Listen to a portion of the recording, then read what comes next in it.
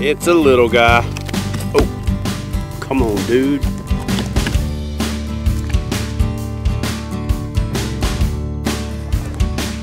If you see what just happened right here, I just literally caught a fish right beside a feeder. And what it is this pelletized feed is primarily for the bait fish and for the carp, because in Louisiana or anywhere that's temperate, where it stays, where there's a super long growing season, if you don't have a good grass carp population, the vegetation will completely choke out your fishery. It's great for the bass, and it is great for the angler at certain times, but it needs to be managed or controlled. And carp are like aqua goats. You know, they keep the vegetation to a manageable level, depending on how many or how much you want. That's how many carp you introduce into your fishery. And the folks here at Trophy Bass Haven have done a great job of finding that balance. There's still grass, there's still, you know, pockets of vegetation. Their primary cover here is wood, and there is plenty of it.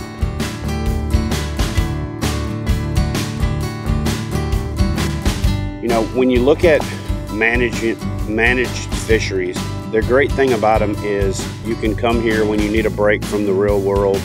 They're a great place to take someone who's inexperienced and let them catch a lot of fish, deepen somebody's love for fishing, or go spend time with somebody when you only want to spend time with them, or if you want to be by yourself and you don't want to, you know, you don't want to have 50 people around you while you're just trying to have a getaway. So this place is named aptly. It's called Trophy Bass Haven. It's right here in the middle of nowhere, Centerpoint, Louisiana. It's just one of the things that's out there as an option to you. It's not the only way I fish. It's not an every time you go fishing kind of a thing, but it's great to, you know, come and get away and have a cabin to yourself and wake up on the lake. It's super affordable, and you got to give it a try.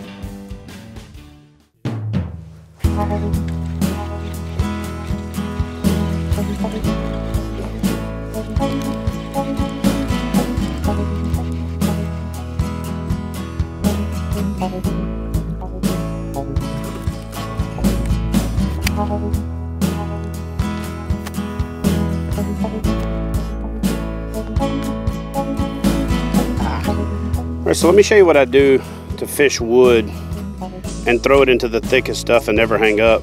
The ticket to the whole thing is this big mouth tube hook by Mustad, and I kind of stumbled across it because I bought a package of them for tube fishing. But what's cool about this lure, this hook and this setup is, and it's the same hook that I put on that jig head that had the split ring in it, and then I used the Yamamoto flapping hog to make it weedless, or in this case woodless, so it didn't hang up, is to not have that Z like you have, or the big transition sticking out, so that when the line comes in contact with the wood, it doesn't catch. If it does come in contact with the wood and you feel like you're hung up, just lower it back down and then hop it over the top, and then let it hit the bottom and raise it up. If you let it hit the bottom each time before you bring it up, you get rid of the swing and you get rid of the tendency to wrap. But the big ticket for fishing wood for me successfully and not hanging up is to use these Mustad big mouth tube hooks that have a 90-degree bend in them instead of that Z back, which tends to catch on stuff. I like these for grass. I like them for wood. They make great hooks for making trailers on the articulating style jig heads. Just a great all-around combination. And the ticket for this scenario, though, in addition to being woodless, is that I'm throwing this Yamamoto flapping hog, and it's impregnated with salt, and so it's heavier, so I don't need a lot of weight, so I get down in the wood less. But it's also, because it's salt impregnated, when they grab hold to it, it gives me time to, you know, make sure my line's not around any wood and I'm positioned properly to set the hook. But this thing is flat deadly.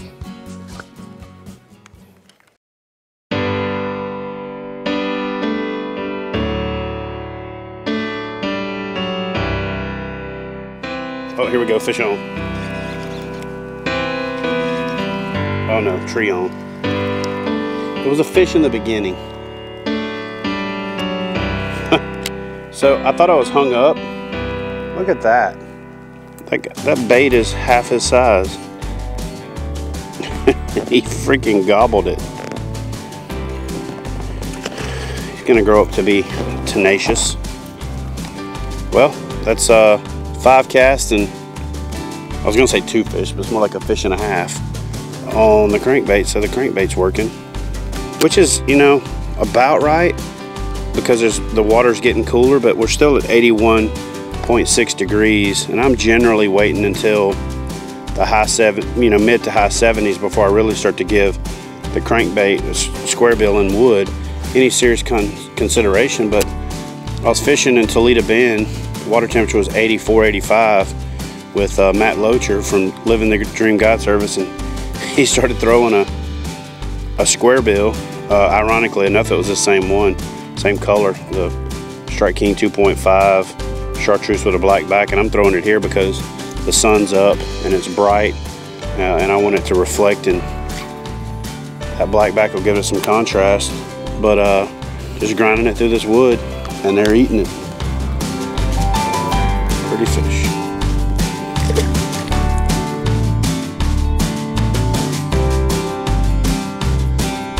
You know, when you look at how much wood there is out here,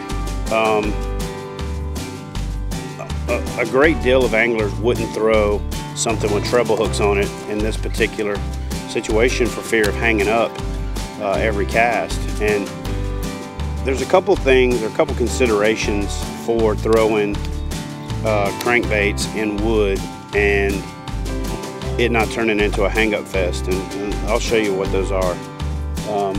First and foremost, I like to have a nice crankbait rod.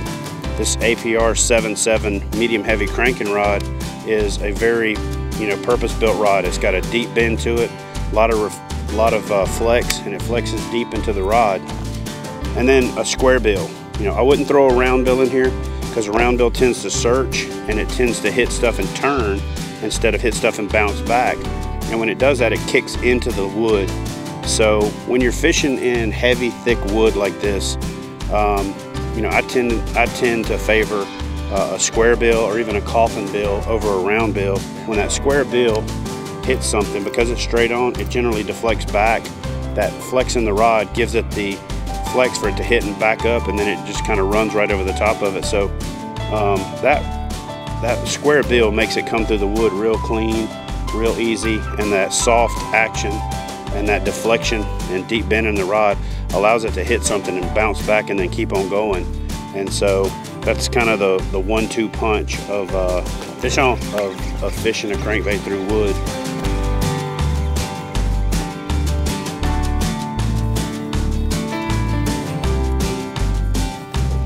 Chunky little guy. They are choking this crankbait. Well, guys, thanks for joining me this week.